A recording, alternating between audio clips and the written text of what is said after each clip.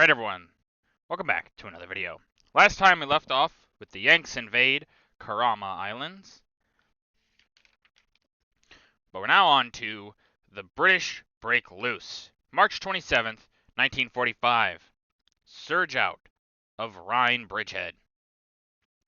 Armored forces and infantries of the British Second Army went on a rampage at the northern end of the Western Front, breaking out of their bridgehead east of the Rhine and streaming into the Westphalian plains. In the picture above, Tommy's advance along a road littered with Germans dead, and below, a Scottish division looks on as Nazi captives march to the rear. Yeah, if you actually look at the battlefield for a while, the Brits actually get to the Rhine a little quicker than the Americans, but then they sit there for a little bit longer. Whereas the Americans kind of break out a little sooner. The Brits are kind of there for quite a bit. But once they break out, the breakout is strong and it's very fast. There's kind of this weird lull, and then all at once things just start going in this war. It's this weird lull right when everyone gets to Germany. It's really odd. But yeah, and you can see obviously a lot of the prisoners, they go to the back of the line because, well, that's where all the supplies and the most defensible places. So you don't want them regaining their positions on the other side of the field from you. The war comes back to Danzig. March 28th, 1945. The Russians enter Baltic Port. Danzig, Baltic Port, which was at the center of the dispute which touched off World War II, was entered by Russian troops late in March. The great seaport is shown blazing furiously as the Soviets forced the Germans out. The seizure of the city by the Russians virtually wiped out a large segment of the Baltic front. Yeah, Danzig, obviously, very, very important port. It's right there in the Baltic. It gives the Germans a huge port, a lot of access to the Baltic, so their fleets can repair. They could be more in like what was considered at one point more of a defense position. It's very much entrenched in German territory, things like that. But the Soviets have taken it, and it really knocks out any strength in the Baltic Sea that the Germans will have. And to be fair, the German Navy in some ways has kind of been knocked out by their own government. But yeah, this is obviously not good for what little remains of the Navy. And things will continue to get worse for their Navy. Jap civilians are rounded up. March 1945. Many preferred. I can't say that. Sorry. But you saw it. I just can't say it. A large number of Japanese civilians in the Karama Islands invaded as a preliminary to the Okinawa landings took their own lives rather than being captured. American troops rounded up the remainder and gave them medical care, food, and water. Japanese soldiers machine-gunned out our troops as they removed the civilian wounded. The groups shown here was taken on Tokashiki Island. Yeah, obviously, like I've said actually in the last video, the Japanese have a very skewed view of the United States.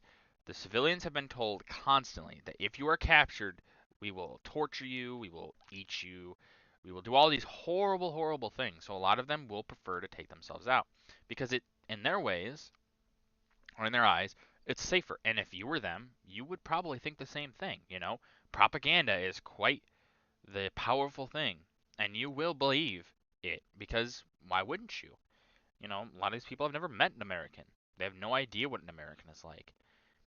So why would they think any different? But things like this, where, oh yeah, they get medical care, they get food, they get water, and all this stuff, it really changes a lot of perceptions. And honestly, the perception of the United States by the Japanese today is very much influenced by this. by this stuff that went on during the Second World War when Americans did capture them, because they went back and they were like, yeah, they were great, and maybe a little propaganda of our own after the war, but come on, like I said, propaganda is a strong tactic, strong thing. Swept up by the First Army, March 1945, defeated Nazis. As the United States First Army broke out of its Remagen bridgehead, it moved so fast in a rat race with the fleeing Germans that the front was more than 100 miles in advance of headquarters. Thousands of prisoners were taken, while those who preferred to fight were being exterminated between the 1st and Ninth Army fronts. The prisoners shown here preferred not to fight. Yeah, like I said, the Americans they once they get through, and the British as well. The British kind of like swell, but the Americans, they once their bridgeheads are over, they go fast, and you get people like Patton in there, who's just like keep going, and you really need those tactics. I get the idea. Oh well, that can really expose you, but at this point, Germany is not a nation which can really, they can cut people off, but they're not going to be able to hold those positions nearly as much as the other positions are able to push through them.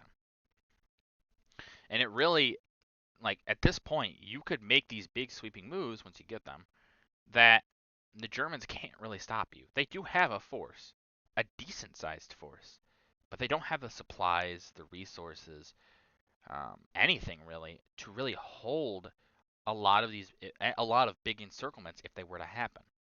Not like they were in the earlier stages of the war. So these big movements really kind of show the defeat of the German power, you could say. The Soviets advance on Stettin, March 1945. Offensive in Pomerania. Red Army motorized units rumble forward in the direction of Stettin, important German seaport on the Baltic. And below, Red infantrymen file through a flaming and shattered street in Dober.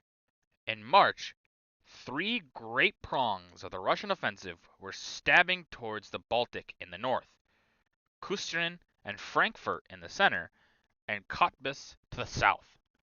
Yeah, the Soviets, they just have so many troops at this time, and so much in terms of armored power. Their supplies have been really fixed a lot, and honestly, fighting in Germany is a lot better than fighting in the Soviet Union. The terrain in the Soviet Union is just not that great for fighting.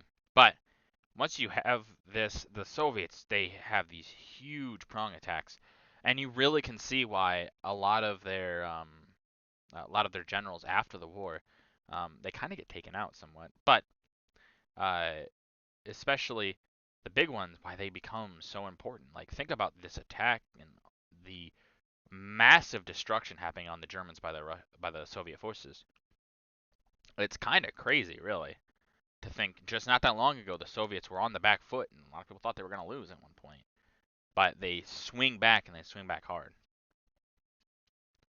Highway to Victory, March 1945. Bound for Berlin. A red tank rolls along the great modern highway towards Berlin, while a Soviet gun crew pulls up to one side to take care of some enemy positions. Every inch of the way, however, had to be fought for, and it was not until April that the Russian armies were able to batter their way into the fanatically held capital of Germany. Yeah, the Soviets are the ones that get to Berlin first, and they are pushing hard. At this point, it's kind of Stalin basically said, "Get to Berlin by any means necessary," and they're gonna do it. They're gonna push and push and push, and the Germans, they throw everything basically they have. That's why a lot of what's happening on the Western Front, like with the Americans and the British, why a lot of those big movements are able to happen somewhat, is because the Germans start just pulling troops off. A lot of people start rushing back to the east because they know if the Soviets get there, we are doomed. Because the Soviets are very angry, somewhat rightfully so, with the Germans, and they know the horrors that will befall their families and things like that if they don't hurry back. And even the Germans are on the Eastern Front. They know that too, so they're fighting tooth and nail for every inch of ground that the Soviets take. But it's just not enough. The Soviets have way more supplies, way more men, way more vehicles, and it's just they can't be stopped at this point.